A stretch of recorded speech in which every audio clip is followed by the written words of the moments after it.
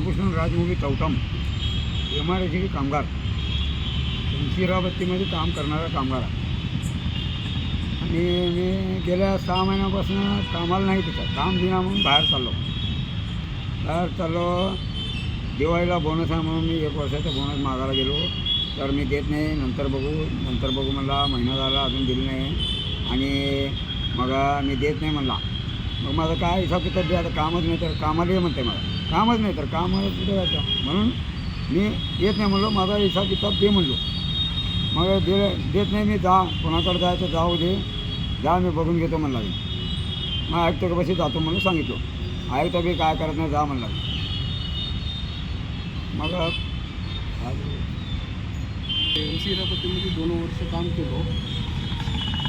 मित्र मी यंत्रमाग कामगार आणि मी MC हिरापत्तीमध्ये 2 वर्ष काम केलो आणि 1 वर्षाचा बोनस दिला. अजून 1 वर्ष द्या म्हणलं तर तिथं काम नाही काय नाही म्हणून आम्ही बाहेर चाललो कामाला.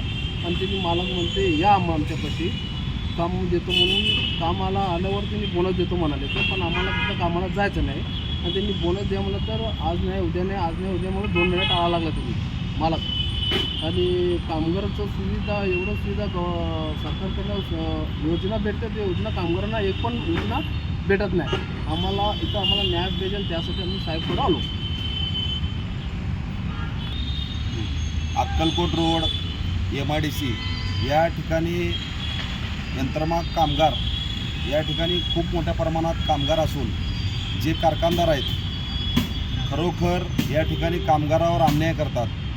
जसं की कामगाराची काय योजना असेल, काय उपाययोजना असेल त्यांना ती मिळत नाही आणि त्यांना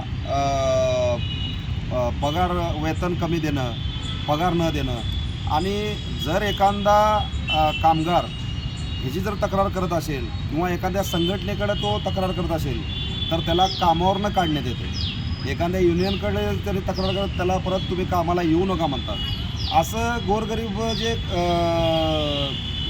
कामगार आहेत त्या कामगाराची अनेक वर्षापासून म्हणजे ही MIDC अस्तित्वात येऊन जवळपास 30 ते 35 वर्ष झालेले आहेत. आणि 30-35 वर्षामध्ये यांच्या अनेक पिढ्या त्या ठिकाणी गेलेल्या आहेत. परंतु कामगार हे कामगारच राहिला आणि हे मालकच होत गेले.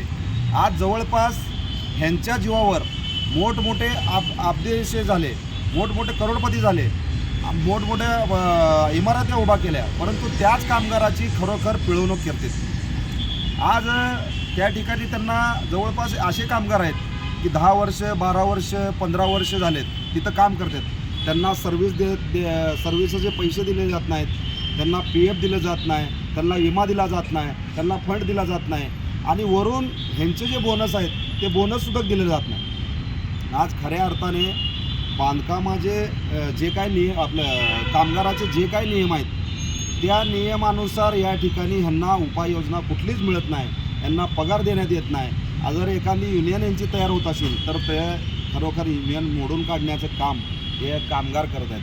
आणि एखादा कामगार जर म्हणला सोलापूरचा सहाय्यक आयुक्त, कारण हे सहाय्यक आयुक्ताच्या अंडरमध्येच हे ह्याच्या निदर्शनामध्येच हा MIDC चालते.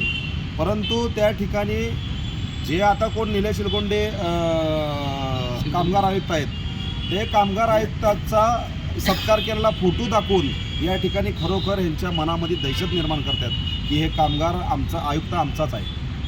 मग कामगार आयुक्ताचा जर फोटो याने दाखवत असेल, त्यांच्यावर दहशत करत असेल तर यांनी न्याय मागायचा कोणी, असा खूप मोठा प्रश्न आहे. तर या ठिकाणी खरोखर मी कामगार मंत्री असतील व जे कोणी हे कामाच्या माध्यमातून जे यंत्रणा कामगाराच्या माध्यमातून जे काय कोण म्हणजे खाते येत असेल यांना आमची या माध्यमातून विनंती आहे की जे सोलापूर MIDC कामगाराचा जो प्रश्न आहे तो लवकरच सुटला पाहिजे. आणि त्या जे कोणी मालक आहेत आणि विशेष म्हणजे बाप त्या ठिकाणी जे MIDC आहे, जे MIDC खरोखर हे कामगारासाठी नियोजित झालेले आहे. परंतु त्या ठिकाणी त्या एरियामध्ये अपार्टमेंट बांधता येत नाही, त्या एरियामध्ये कुठलं शोरूम घालता येत नाही.